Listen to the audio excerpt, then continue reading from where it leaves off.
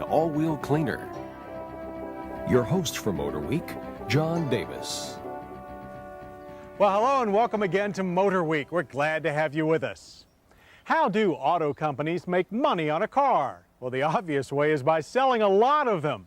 Failing that, the trick is to use the same components in several different cars. Now, that's the approach that Chrysler is taking with its two new luxury sedans. The first is the latest version of its full-size LHS. The second is the reincarnation of the limited edition leather cars that were first built in the mid-1950s, this 300M.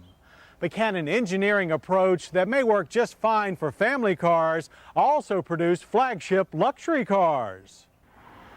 Why not? With a company like Chrysler, known for taking a unique approach to the car business, we've come to expect the unexpected.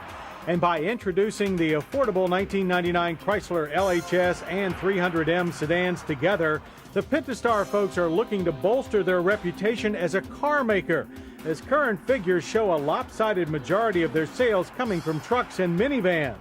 So what better way to boost marketplace presence than by dusting off a revered mark from the past, as the all-new 300M draws its inspiration from its Letter Series barn-burning forebears.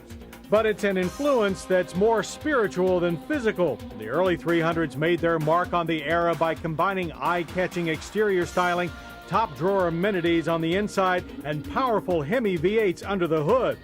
And their legendary prowess on the racing circuit helped set the stage for the all-out factory muscle car wars that were soon to follow. Those are large shoes to fill, and the new 300M does an admirable job in some respects. It too features a striking exterior look that's fronted by a bold face. The dual halogen lamps with their fluted bezels flank a smallish grille that prominently displays the wing Chrysler seal medallion. In profile, the 300M's short overhangs give the wedge-shaped body a muscular stance, and with an overall length of 197.8 inches, or just about 5 meters, it's well suited for the European intenders Chrysler is targeting overseas. And despite its stubby rear end borrowing some lines from the Dodge Intrepid, this is generous 16.8 cubic feet of trunk space, enough room for all the essentials needed for a weekend of spirited driving.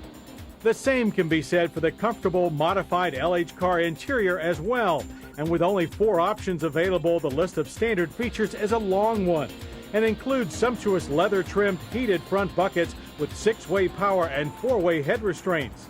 They face a leather-wrapped tilt steering wheel and a set of classic-looking black-on-white gauges trimmed in chrome. To the right, a trio of air vents controlled by unusually well-marked HVAC switchgear, while just below is the 240-watt Infinity stereo with an AM/FM cassette CD player setup that also includes a 3-band equalizer and 7 speakers. An even more powerful 320-watt 9-speaker system is optional. Rear quarters are also plush with ample room for 2 adults, adjustable heating and air conditioning ducts, and 60/40 split seat backs that, when folded, open a large pass-through to the trunk. But under the hood is where the 300M falls behind its esteemed predecessors, as its 3.5-liter single overhead cam 24-valve V6 engine, the same one just added to the 99 Prowler, not only lacks the throaty rumble of its Hemi forebearers, it also lacks their power. But the 253 horsepower and 255 pound-feet of torque it does produce puts it ahead of any other car in its class. And together with the excellent auto-stick-equipped trans, is more than capable of delivering a healthy dose of enthusiastic driving when called upon. The 300M is available with a choice of 2 suspension tunings. Hardware is fully independent, with McPherson struts up front and Chapman struts combined with multiple links at the rear. 17-inch wheels and tires are standard. Our choice in the standard setup for European-bound cars is the optional handling group. It includes stiffer shocks and bushings, V-rated 16-inch tires and wheels, externally vented high-performance disc brakes, and a heavier-weighted steering setup. From extensive street drives, we concluded that its firmer ride and more responsive handling are more in keeping with the leather car tradition. Unfortunately for our track test, we had to make do with a more softly sprung Chrysler LHS. Yet for a luxury car, the LHS is surprisingly nimble. Turn-ins are quick and precise with minimal understeer and body roll at moderate speeds. The drivetrain, with the exception of the auto stick, is shared with the 300M. And the LHS turned in a respectable 0 to 60 time of 8 seconds flat. And four-wheel ABS disc brakes brought this large car down from 60 in a reasonable average of 135 feet. Stability is good, although pedal feel is somewhat soft and nosedive is prominent. Although 10 inches longer, the LHS is only 22 pounds heavier than the 300M. Since, except for the front end, it shares most of its sheet metal with the Concorde, the posture of the LHS telegraphs elegance rather than aggression.